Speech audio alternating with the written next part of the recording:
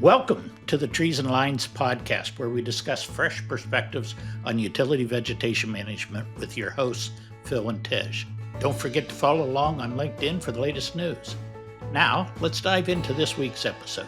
Welcome to another episode of the Trees and Lines podcast. We're recording at the Trees and Utilities 2025, and we're on the exhibit hall floor. A little noisy for everybody, but it really is an exciting place to be right now. Welcome to Megan Petraitis from the University of Illinois in Chicago.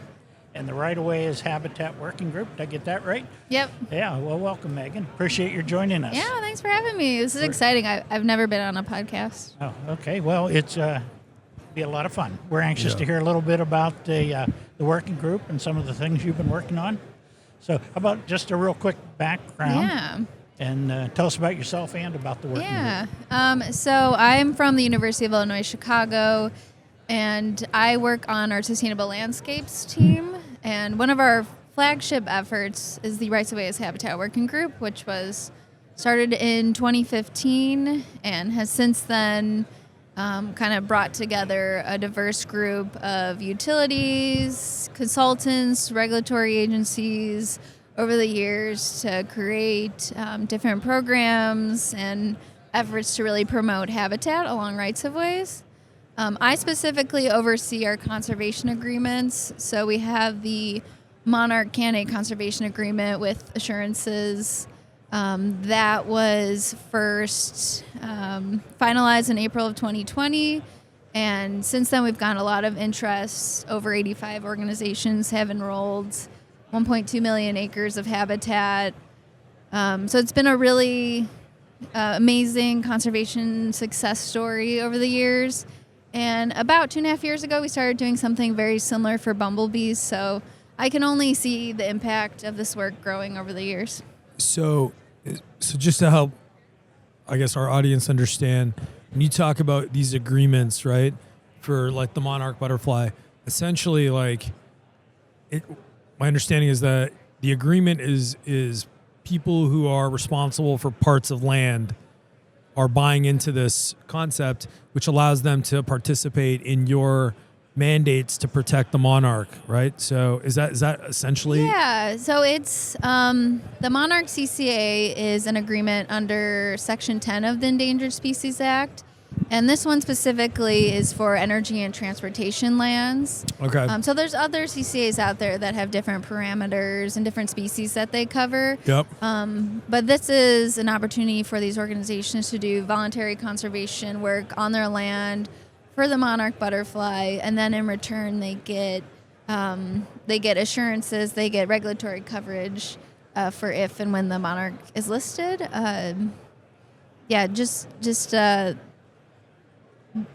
Getting rewarded for being proactive in this space, basically. Right. And so you mentioned bumblebees, right? So like, it seems like you're tracking certain endangered species and then you're responsible for structuring those agreements and working with the different partners. Is that right? Yeah. So we wrote and put together and worked with Fish and Wildlife Service and different industry experts and conservation groups to put together the Monarch CCA. And then really that agreement originally we had thought of as being more of a pollinator agreement. But Fish and Wildlife Service was like, well, let's just focus on one species at a time, especially since this was the first of its kind, the first nationwide agreement. Yeah. So wanted to see the proof of concept first. And then we really want to expand on the impact this program's having, and bumblebees have a lot of the same habitat needs as butterflies, as monarchs. Yep. And so it just was kind of a natural progression to now include, we have 11 different species of bumblebees included in what we've put together for this. So we're working on with Fish and Wildlife Service to get that approved for enrollment. So again, very simply, like if I'm a utility in the Illinois footprint and I sign up, now what that means for me would be how I decide to address vegetation. I have to now be considerate over the impact it's going to have on the monarch. Yeah. Right. Yeah. Now that I would assume translates into more costs for the utility because they have to be a little bit more thoughtful and in terms of the preparedness, right? For We actually find the opposite, that it's usually a cost savings. A lot of these organizations are doing this work already because it's timed mowing, targeted herbicides, seeding and planting. And there's a lot of cost savings in doing kind of those more targeted and thoughtful vegetation management practices over just mowing a bunch, having turf grass. Like, that is very costly to maintain, actually. Right. Oh, interesting. Okay. So, if I recall, everybody here probably works around lines or predominantly, but your group has equal representation from pipeline, highway, other groups. Is that right? Yeah, it's a pretty even split in the Monarch agreement between utilities, DOTs, Department of Transportations, different counties. We've gotten some entrants from like data centers and waterways as well. Not too much representation yet in the Monarch agreement, at least from rail. But overall, in terms of, energy versus transportation, it's pretty well split. Yeah. Talk to us a little bit about how you market or convince folks of the importance of making those decisions and being considerate of that. Like, how do you sort of get people to buy in, and companies to buy in, sectors to buy in? Yeah. What's the messaging? I think there's a lot of different messages that we put out there that might speak to different organizations. Some people want to see the cost savings, so how managing vegetation like this, how it's going to, add up, and how it's going to impact their bottom line. I think that has been a really strong talking point. Also, just the regulatory certainty that comes with being a part of this agreement, because the Monarch isn't listed yet, and especially under like the current political climate, like when it's going to be listed, they don't have to worry about any of that. Those enrolled organizations, it's very clear you do these things, you receive this regulatory coverage. So there's a lot of value in that. I also think that a lot of people in these organizations are looking for a passion project, something that they really care about. And so they've been really helpful as kind of the champions in their organization to say, I really care about this and I think we need to do this. And, they're the ones who are maybe figuring out what message speaks to their leadership the best. Okay, that's fair.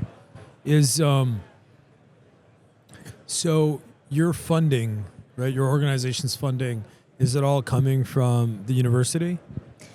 So in order to be a part of the Monarch CCA, there's a yearly administration fee. Okay, so you're collecting from your stakeholders or constituents. Yeah. That's where a lot of our funding comes in, but we also have other programs and grants that we work on that kind of also help support our staff. How big is the organization? Well, our team is about 8 people, but the university itself has of course, thousands of employees. Yeah. But and why did you? How long have you been working there? Around 7 years now. Okay, and so it seems like a very niche place to work. So how did you come in contact with them? Like, what led you, in your path to work with this organization? Yeah, I mean, I definitely wanted to go into something out of college that would be in the sustainability realm somehow, which there's obviously a lot of different paths to follow. I originally started in energy efficiency, doing different, I worked for a consultant that worked on a ComEd energy efficiency program for several years. And then came to this organization because we have some other programs that do similar work, but the Sustainable Landscapes team and this work really caught my eye. And I slowly was I want to get more involved in that and helped out on more of this pollinator conservation work and have really found a place where I feel passionate and excited about it. So what other projects beside the Monarch are you working on? So there's the Bumblebee agreement as well. That's been a big effort. We also do some Section 7 under the Endangered Species Act consultation work. So if a specific organization wants us to work on those programmatic agreements, we'll do that. We also put on conferences every year, at least one. That's a big effort as well. But yeah, the conservation agreements take up a lot of my time. Yeah. Oh, So I interesting. was just in Germany and learned that to kill a wasp could cost you 50,000 euros. Oh, wow. Bumblebees and wasps are protected. Wow. And can't find any evidence that anybody has ever been fined for one Yeah. bee. But the threat is you there. don't mess with Yeah. the nests. Yeah, definitely. Do you find at these conferences or when you go out and talk to, big stakeholders, are they fairly interested or engaged in what you guys are presenting? Is this a useful sort of environment for you to build that awareness? Yeah, I would say so. The monarch is a very iconic species. Yes. So I think it pulls on people's heartstrings, and most people can get behind pollinators in general, bumblebees. So I think that has been a really helpful kind of segue into talking with these bigger organizations. Yeah. We've heard really good PR stories, even from people involved in our working group, of their work, the signs that say pollinator plantings, the community really enjoying that. Yeah. So I would say, we're a small group, but there's something there that catches people's eyes. Yeah. For sure. Does this,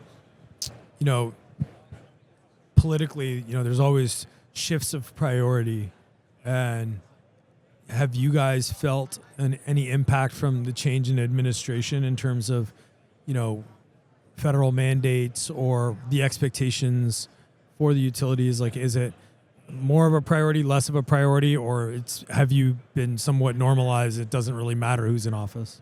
And that has definitely come up more recently, but the Monarch agreement is a 25-year agreement. There's going to be political swings throughout the entirety of it. Yeah. And one of the benefits of it is no matter who's in office, you have that certainty surrounding that.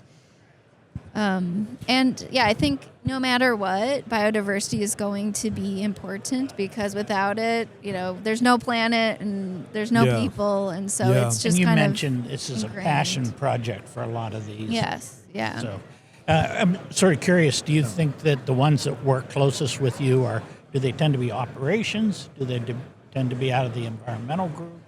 Oh, good question. Yeah, usually out of the environmental group.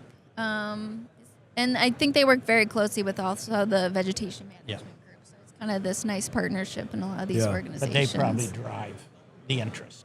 I would say so, yeah. Yeah. Oh, interesting. Your funding is for what you guys are doing. Is any of that funding federal, or is that all you don't know necessarily the source because it's coming from the university?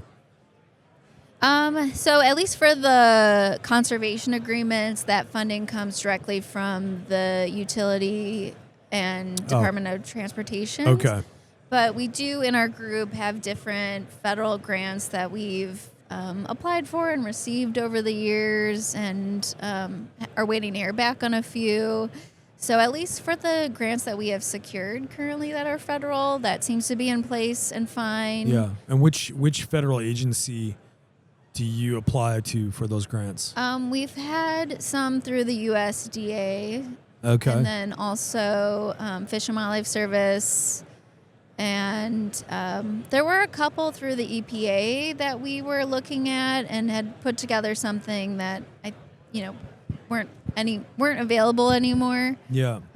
Towards the beginning of this year, but so kind of a variety. You have Canadian utilities, Mexican, elsewhere in North America, or? So at least for the conservation agreements, it's only for the U.S. states, the contiguous 48 states. For the Rights of Way as Habitat Working Group, we do have representation from Canada. There is kind of our Canadian sister group that operates over there.